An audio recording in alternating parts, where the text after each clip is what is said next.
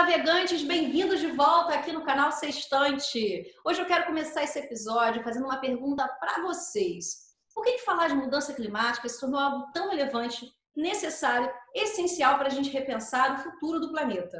E hoje, aqui no canal, eu convido uma das principais vozes defensoras de direitos humanos e mudanças climáticas com foco principal nos jovens ao redor do mundo. Ela já foi coordenadora da ONG Engaja Mundo, uma organização fundada pelos jovens para jovens para discutir clima. E, além disso, ela foi uma das principais jovens ativistas, trazendo a sua reflexão ao lado de Greta Thunberg na cúpula das Nações Unidas pelo Clima. Paloma Costa, hoje, faz parte do time de assessores jovens em clima do secretário-geral da ONU. Ô, mulher! Paloma Costa, bem-vinda aqui no canal. Que bom estar aqui com você para a gente falar sobre o quê? Clima!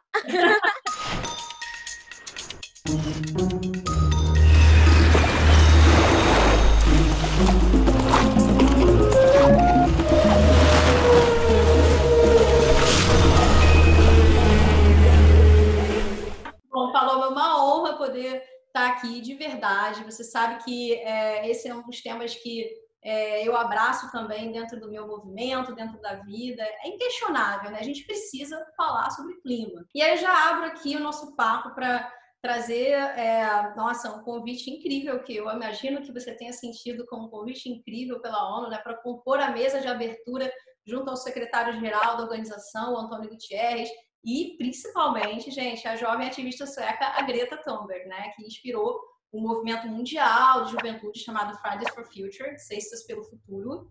E, enfim, conta pra gente um pouco como é que foi essa experiência para você. Mudou alguma coisa de lá para cá, né? Porque isso aconteceu em 2019, no ano passado, em Nova York.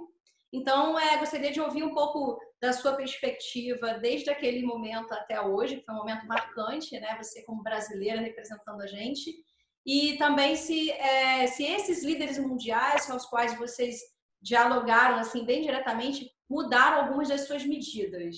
Primeiro de tudo, eu queria agradecer demais, Bárbara, pelo convite. Eu fico muito feliz em poder estar ocupando tantos espaços diversos e estar levando um pouquinho da nossa luta, que é uma luta coletiva e é uma luta pela vida.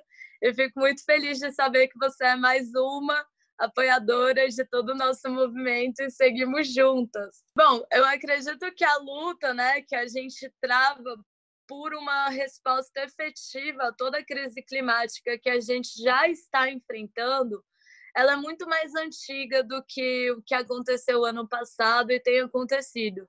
Já fazem anos que juventude, cientistas, sociedade civil, socioambientalistas alertam para essa crise, que é uma crise que tem o potencial de levar toda a nossa humanidade à extinção.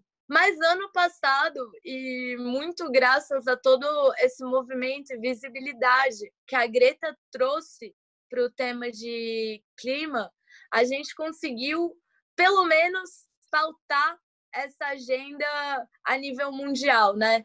Eu acho que ano passado a gente pode ter certeza que pelo menos todas as pessoas no mundo escutaram a palavra clima. E ter participado dessa mesa de abertura mostra que a gente tem um grande aliado nessa luta toda, né? Mostra realmente um compromisso das Nações Unidas de estarem incluindo juventudes, e não foi à toa que eles colocaram justo na abertura, até mesmo antes dos líderes mundiais, dos presidentes e tal, e até mesmo no lugar de países que não se comprometeram a mudar suas metas, como o Brasil, eles colocaram juventudes para falar sobre o que a gente está fazendo e sobre o que a gente acredita ser um caminho para a gente ter um futuro livre e possível. E eu vejo que, em questão de resultado, né, eu fiquei muito decepcionada com a cúpula de ação climática do ano passado. Eu realmente achei que com toda essa visibilidade, com toda essa força que a gente estava trazendo, os países iam se comprometer a metas mais ambiciosas, mas a gente teve coisas como a França falando que vai doar milhões de reais para o desmatamento, mas continua negociando e fazendo acordos com as empresas que são as responsáveis pelo desmatamento. Isso não é de fato mudar. Isso é colocar um band-aid numa casa que está pegando um fogo. Eu vejo que o esforço, pelo menos por parte da ONU, tem sido contínuo, assim, impedir isso de ambição. Não é à toa que eu também fui agora uma das escolhidas a compor o time de jovens assessores do secretário-geral da ONU em Clima.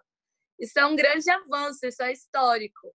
Mas sinto que o abismo entre a gente abrir um espaço de fala e realmente fazer com que essas vozes, essas falas, essas demandas sejam escutadas e, de fato, cumpridas, isso é um abismo muito grande ainda. Paloma, você falou sobre justamente essa lacuna entre o falar e o fazer, né? E tem uma diferença aí muito grande. Por que a sociedade precisa despertar hoje, agora, para a urgência das mudanças climáticas? Assim, por que é um tema tão crítico e fundamental no momento? Assim, muitas vezes, quando a gente mora nas cidades, é como se a gente fosse, pelo menos nós que vivemos nas cidades, nos grandes centros urbanos, é como se a gente tivesse sido domesticado a tal ponto de não se perguntar mais qual é a relação das coisas que a gente consome. Tanto a nível tipo de alimento, de produtos, de roupas, quanto a nível de por exemplo, consumir informações de qualidade. A gente consome muita fake news, muita coisa que não tem nada a ver, que representa e continua trazendo preconceitos enrustidos e tudo mais, assim, né? E eu sinto que nesse processo da gente se ligar e tentar entender da onde estão vindo as nossas coisas, as coisas que a gente consome, a gente está conseguindo se conectar mais com o meio ambiente que a gente vive e perceber, né, principalmente em tempos de pandemia como o de agora, que, por exemplo, pessoas que moram em edifícios, nesses quadradinhos concretos, o que a gente sente falta é de cheirar a natureza, botar o pé na grama, sabe? Escutar um passarinho, de um sol na cara. Eu vejo que está sendo um despertar assim para a nossa sociedade que se concretizou tanto. Mas que para pessoas que estão em espaços, territórios, comunidades vulneráveis, isso já é uma realidade antiga. Uma realidade de quem olha para a sua plantação e fala: cara, não tá dando mais comida no tempo.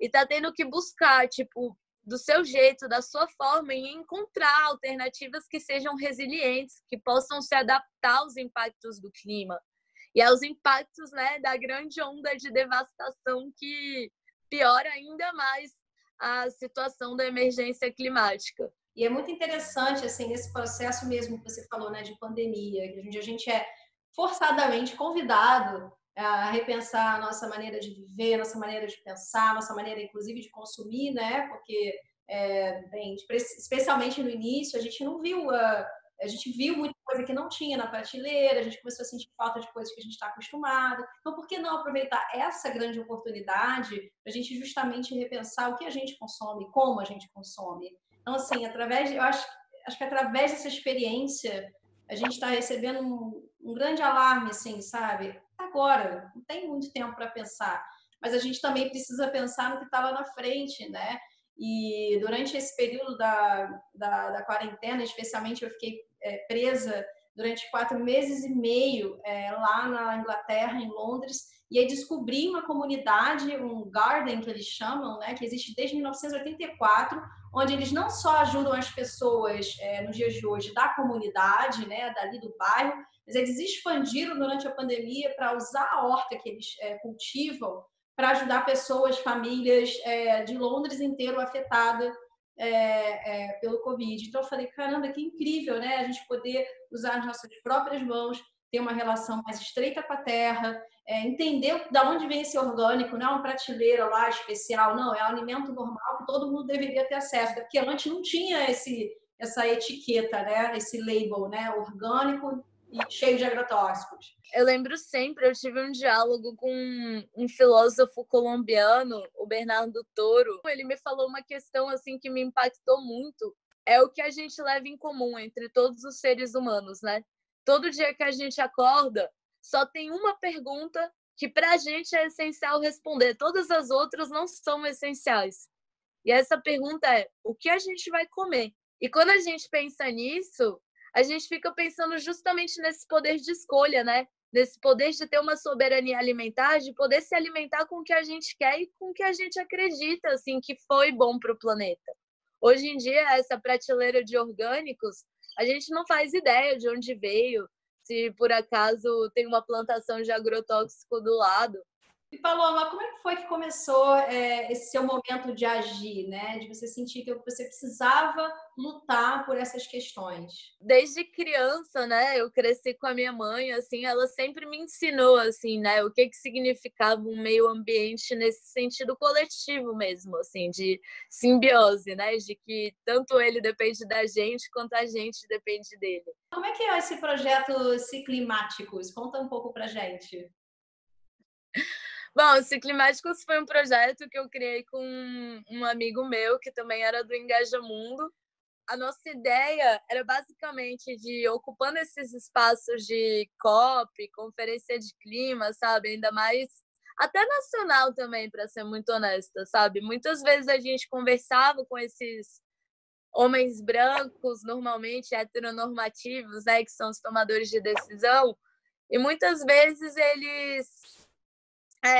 tipo assim, eles não entendiam justamente essa primeira pergunta que você me fez, sabe? Qual era a urgência do assunto? Era sempre uma coisa assim de que nem a gente teve uma fala do nosso ministro do Meio Ambiente, né? De tipo, a mudanças climáticas é coisa para tratar daqui a 500 anos.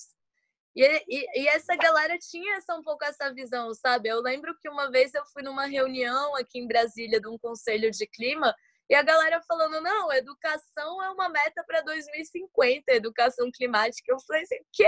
Educação é uma meta para 1950, sabe? Tipo, vocês estão atrasadíssimos. E a galera não vê, sabe? Tipo, essa relação. E aí a gente resolveu criar os Ciclimáticos com a ideia de ser um projeto muito básico, né?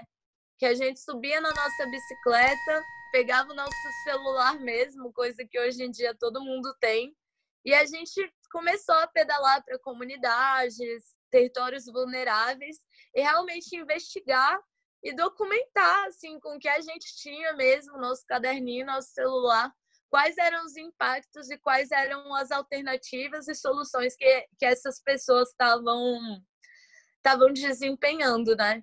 Quer dizer, a gente precisou chegar até o limite para a gente poder realmente assim falar, nossa, dá para usar a bicicleta, dá para usar o skate, dá para caminhar, sabe? Com certeza, assim, eu acho que a gente aprender a ocupar o nosso meio de forma efetiva é a melhor coisa que a gente faz, sabe? Que nem você estava falando da hortinha.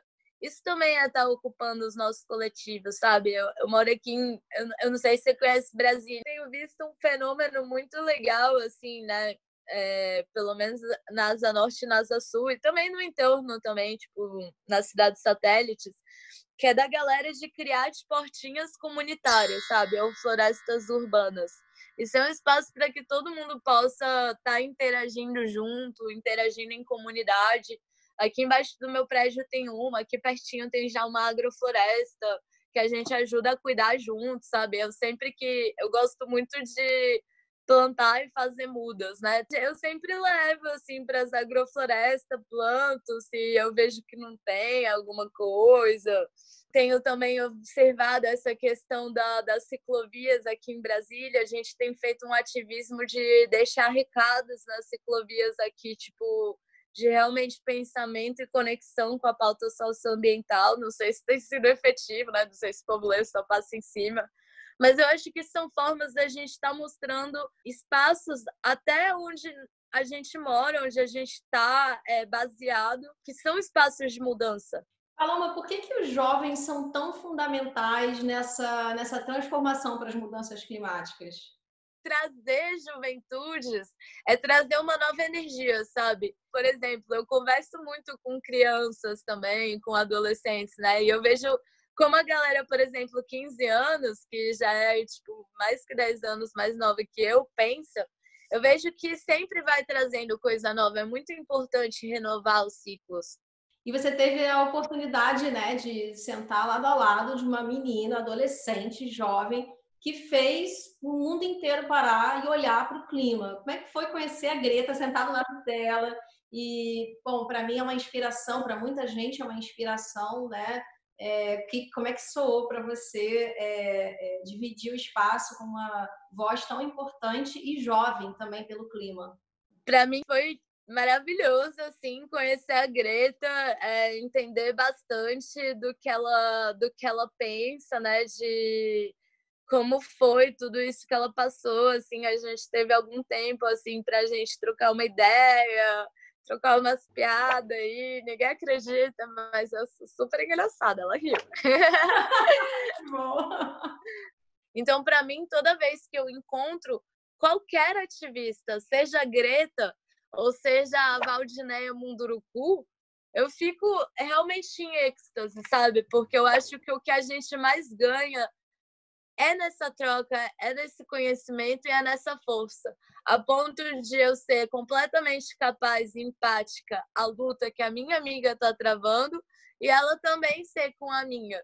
E a gente juntas poder endereçar juntos o que seria possível e necessário para resolver essa situação. Muito incrível. Na sua opinião, qual é a proporção entre líderes, mulheres e homens durante a Assembleia Geral da ONU? Assim, discussões do clima de uma forma geral. É algo que precisa ser observado? Com toda certeza, né?